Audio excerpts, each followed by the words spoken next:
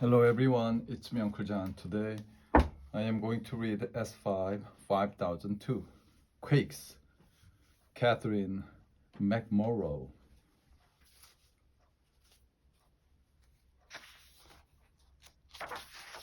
Chapter 1, January 17th, 1994, Northridge, California, magnitude 6.7.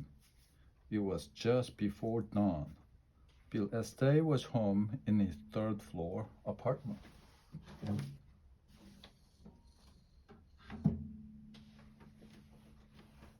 Taking a shower. The bar of soap squirted out of his hand and plopped into the tub. Bill reached down to pick it up. Suddenly, the tub started swinging back and forth like a rowboat in a storm. Bill grabbed onto the shower curtain, but it tore. He was thrown sideways out the bathroom door.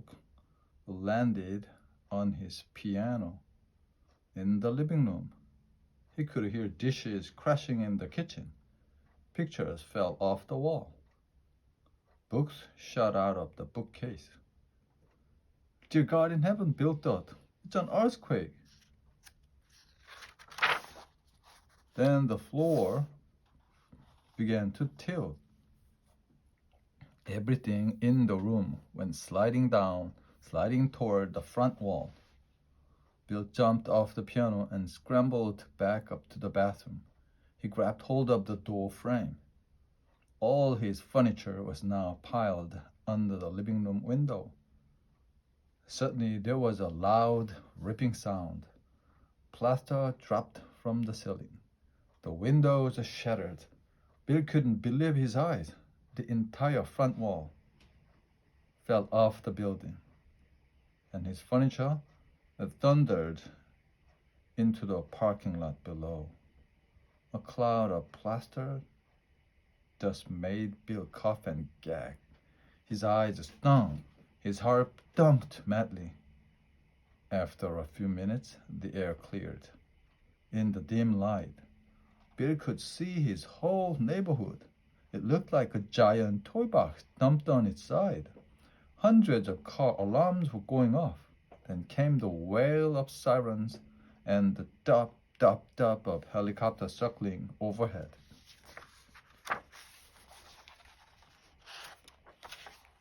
Bill wrapped himself in the shower curtain and crawled out the bathroom window. Carefully, he made his way down the vent and wobbly fire escape from every direction. People were calling for help. A man handed a little girl to Bill through a window.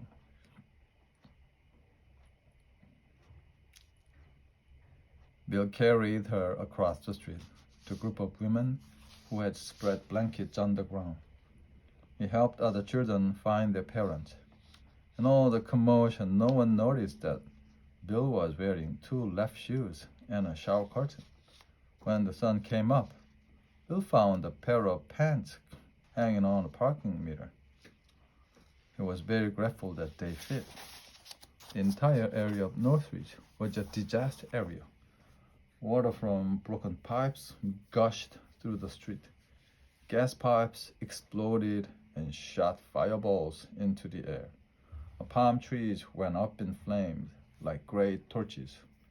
Rescue teams searched the wrecked buildings for survivors. They used specially trained dogs to sniff out people who were buried alive in the rubble. They found one man whose ceiling had collapsed on top of him. He was trapped against the floor with only 8 inches of breathing space. Rescuers cheered him on for an hour as he wiggled to a place where they could pull him out. Hospitals all over Los Angeles turned their parking lots into outdoor emergency rooms. One nurse used an orange traffic cone as a megaphone, yelling instructions to the crowd. A man had a heart attack, while nearby, a baby was born. Doctors and nurses treated hundreds of people for cuts and burns. They did everything they could, but not everyone was saved. seismologists, scientists who study and predict earthquakes, were surprised by the Northridge quake. It began in a hidden fault or crack deep in the earth. Some 9 miles below Bill Estey's apartment, just as he dropped his bar of soap, an explosion went off with the force of an atom bomb. Shock waves traveling 10,000 miles per hour zigzagged in every direction. They rocketed to the Earth's surface and burst through the ground, shaking and tearing everything in their path. Scientists sometimes explain a quake this way. Think of the Earth as a chocolate-covered cherry. The cherry is the core or center of the Earth. The gooey liquid around the core is a superheated liquid rock. The chocolate shell is the Earth's crust, the ground we walk on. Now imagine that the chocolate shell is cracked in pieces. This is what the Earth's surface is like. It is made up of giant pieces of the crust called plates floating on the molten rock. These plates are always moving, though very slowly. One may move north, the other south. Every now and then, they crash and grind against each other, which causes the earth to tremble or quake.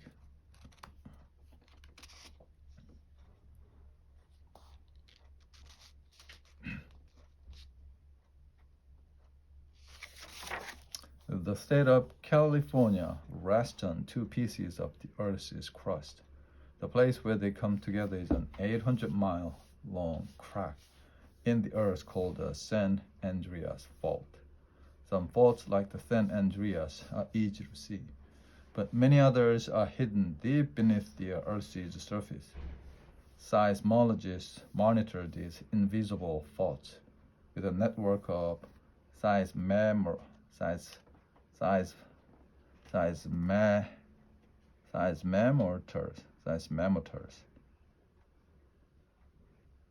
Underground machines that record ground motion. Modern seismometers can detect movements as small as a spider walking by.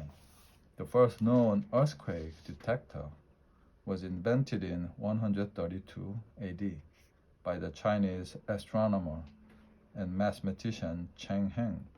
It was a vase-shaped vessel with dragon heads around the top and frogs around the bottom. Each dragon held a bronze ball in its mouth. When the earth trembled, even hundreds of miles away, a pendulum inside the jar would swing, knocking a ball from one of the dragon heads into the open mouth of a frog below. By looking at which frog the ball fell into, the scientists could tell in which direction the earthquake was happening.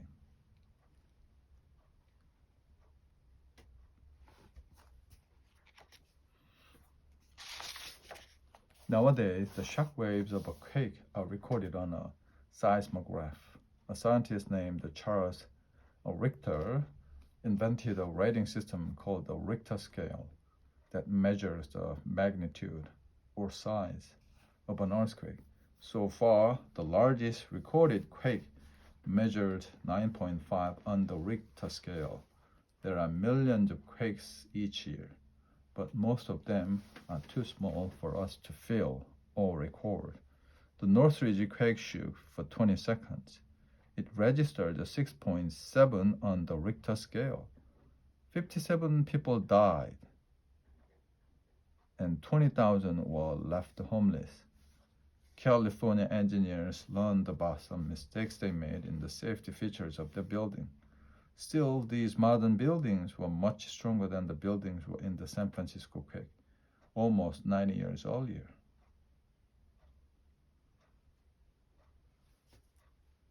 Chapter 2, April 18, 1906. San Francisco, California. Magnitude 7.7 to 7.9. A low rumbling sound could be heard in the distance. It was quiet at first, but within a few minutes it grew to a roar. The ground along the waterfront began waving like a magic carpet. Cobblestones in the street popped and jiggled. People ran from their shaking houses. Women in nightgowns, men in underwear and top hats.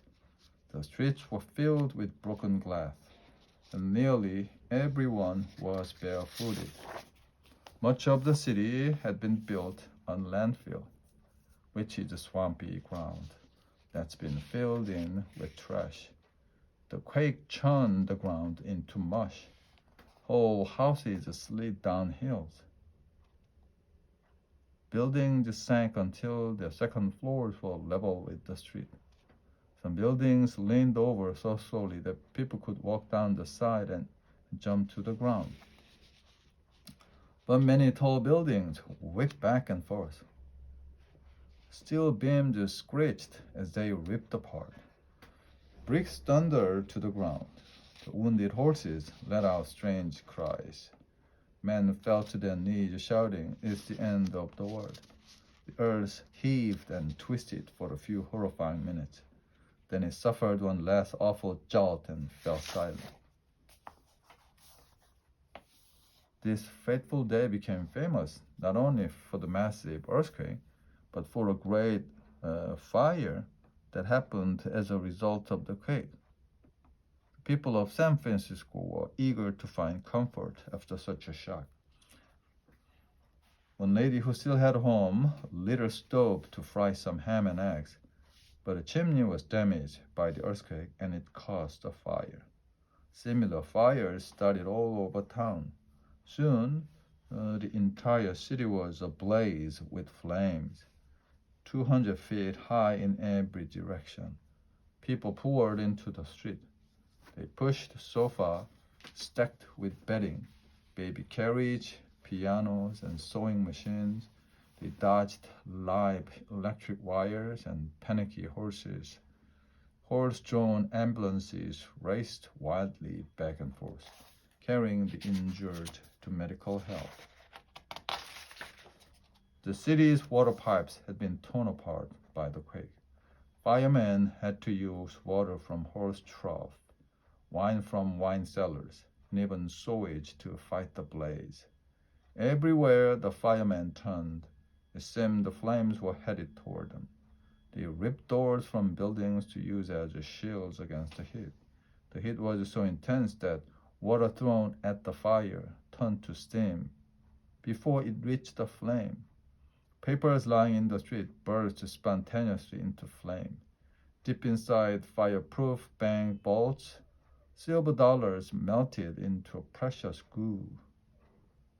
Wind whipped the fire into a giant flaming tornado, sending heat waves out over the bay. The boats in the water began to smolder. The paint on their hulls blistered and peeled. Firemen worked until they dropped from exhaustion and had to be rolled out of harm's way. Most of the city burned to the ground. Although the quake lasted only a few minutes, the people of San Francisco lost nearly everything from the series of disasters. But they had not lost their courage or their positive attitude. They began to rebuild immediately. They put up signs with such advice as "Don't talk fire, talk business." One sign that hung in a gutted building read, "Only temporarily closed due to elevator not working." They rebuilt the town bigger and fancier than ever. It was one of many earthquake recoveries that San Francisco would face. There would be more quakes in the future for this earthquake-prone region. But California isn't the only place in the world where big quakes hit. Japan also lies on a fault line. There's one under the ocean. Chapter 3. September 1st, 1923. Tokyo, Japan. Magnitude 8.3. American architect Frank Lloyd Wright had designed the beautiful hotel in Tokyo for the emperor. It had terraces, gardens, and hand-carved stonework, and it was loudly proclaimed to be earthquake-proof. On this particular day, 200 guests gathered for the hotel's grand opening. An elegant luncheon was to be served at noon. But at 11:58, the Earl served up its own surprising dish. These tremendous shocks ripped into the coastline of Japan, shaking the city of Tokyo and the surrounding Kanto plain. The ground shuddered for over 1 minute. When it stopped, the Imperial Hotel had suffered much damage, but was one of the few buildings left standing in the city. Tokyo's modern business district was destroyed. The tallest building, called the Rising Over the Clouds Tower, was 12 stories high. During the quake, it swayed back and forth, appeared to make a polite bow, and then broke apart. Japanese houses were mostly frail wooden structures with paper windows. They were tossed about like matchboxes. People all over Tokyo had been preparing their noon meal. Red-hot coals from overturned stoves set the wreckage ablaze. In rural areas, many people trying to get to safety had to creep on their hands and knees through bamboo groves. The ground had shaken so badly that the bamboo splintered into razor-sharp fragments. Crawling through the groves was deadly. The bamboo fragments can slash a person to ribbons. At the waterfront, people jumped into the sea to escape the fires.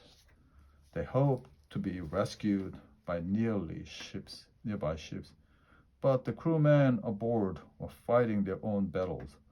Flaming pieces of wood and paper had blown from the shore onto the vessels. Many ships caught fire.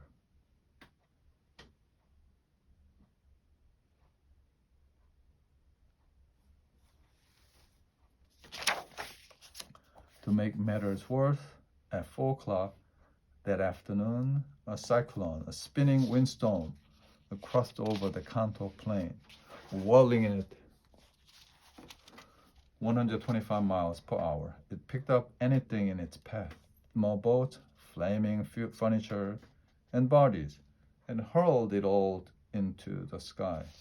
When it dropped everything down again, the flames spread even farther. Fires burned all night. They cast an eerie light, which a person could read by from 10 miles away. Mayor of Tokyo could hardly believe how much damage the earthquake had done to his city. He hoped to rebuild with safer, squat concrete buildings and wider streets. But within days, the Japanese people were putting up new homes. They built them out of crates, pine boards, and tin. All the flammable city reappeared almost overnight. Japan had suffered many earthquakes over the years. In fact, the 1995 Kobe quake was smaller, 6.9 on the Richter scale, but the devastation was enormous. Over 5,000 people lost their lives. Nearly 30,000 were injured and hundreds of thousands of buildings were destroyed. No one can say exactly when the next quake will come. In the meantime, Japanese engineers swap ideas with the California engineers. They hope to design buildings that'll withstand a bigger quake than 6.9 or even a 7.9, like the one that struck Alaska in 1964. Chapter 4. March 27, 1964. Anchorage, Alaska. Magnitude 9.2. In the spring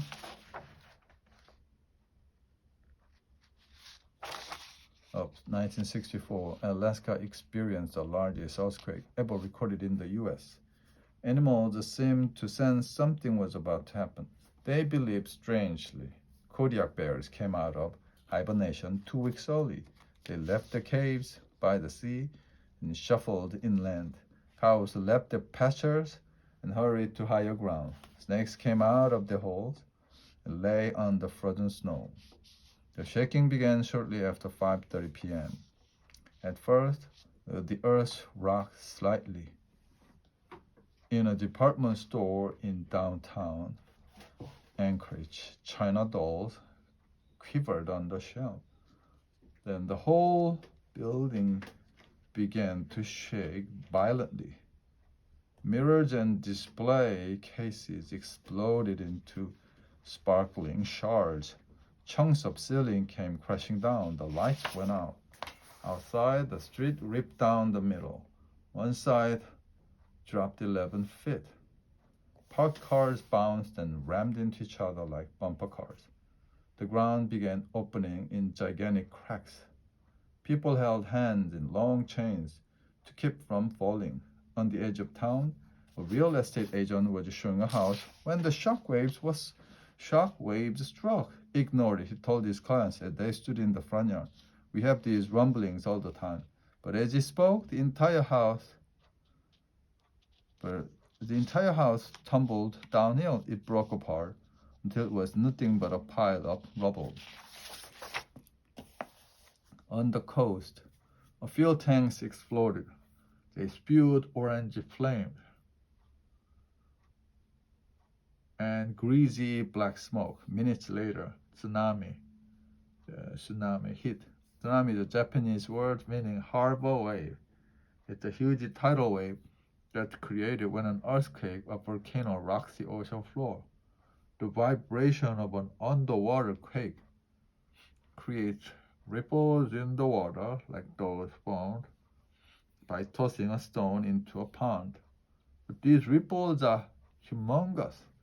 They can be 300 feet high and very fast. Tsunamis can travel up to 600 miles per hour. That's as fast as an F-14 jet fighter plane. When the wall of water hit, it hurled an entire a fleet of fishing boats inland. It knocked the lighthouse off its foundation and tossed cars up into trees. Large docks were smashed to bits. Pieces of wood became coated with fuel oil and caught fire. In the chilly night, they looked like floating candles twinkling all over the bay. Local pilots flying overhead took photos of the damage. They saw that many people were stranded without food or medical care. The U.S. Army came to the rescue. The soldiers searched for lost loved ones and built temporary shelters. Military cooks served soup and coffee around the clock. They concocted dinners with whatever food they could find in the wrecked buildings and overturned freezers. Hot dogs, moose, steak, snake, and bear. Seismologists from all over came to Alaska. They charted fissures or cracks in the earth, measured the cracks in buildings, and noted the direction in which things had fallen. They drilled holes in the ground and set out a seismometer.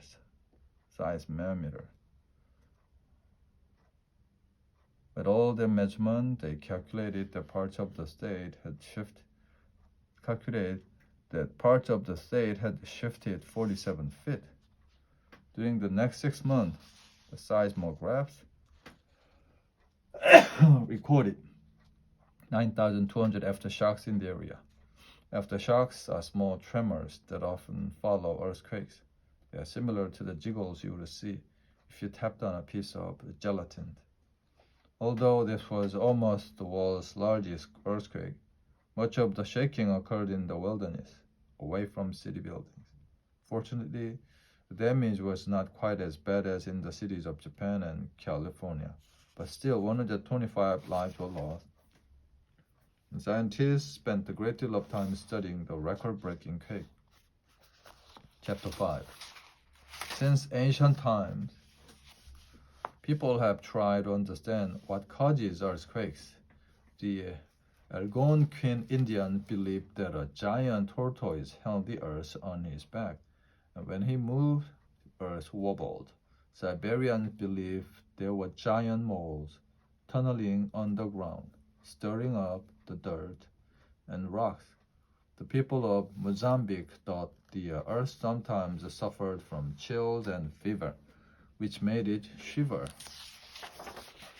Today we know that most quakes occur in an area around the globe called the Ring of Fire. The Ring of Fire is a pattern of earthquake fault lines that circle the Pacific Ocean. It seems to outline where pieces of the Earth's crust bang against each other. The Ring of Fire is also full of hot, bubbling volcanoes. Scientists monitor the Ring of Fire closely. They watch which pieces of the Earth's crust are beginning to move so they can say where quakes will happen. Just cannot say exactly when. Many seismologists also watch animal behavior because animals seem to do strange things before a quake. Swans who live mostly underwater have run inland to lie down with their feet up before a quake strikes. Leeches and turtles have been known to swim back and forth, rolling over and over. In China, some people keep catfish to warn them of an upcoming quake. Catfish are normally sluggish bottom dwellers, but hours before a quake they rise to the surface and become frantic. Other strange things have been observed right before or during earthquake. People have seen balls of colored light skipping across the horizon. A bank of red fog has suddenly appeared.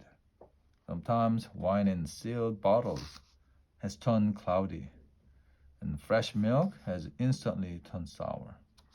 Once, the crew on a British ship heard hissing sounds coming from the ocean. The water began to bubble and give off a terrible smell. Then hundreds of dead fish floated up to the surface. When the crew raised anchor to leave, they found that the anchor chain was partly melted. But none of these oddities happen the same way every time there is an earthquake. So scientists keep a close eye on seismographs, and engineers work hard at designing quake-proof buildings. Engineers test new buildings and bridges by constructing them on top of a giant platform called a shaking table.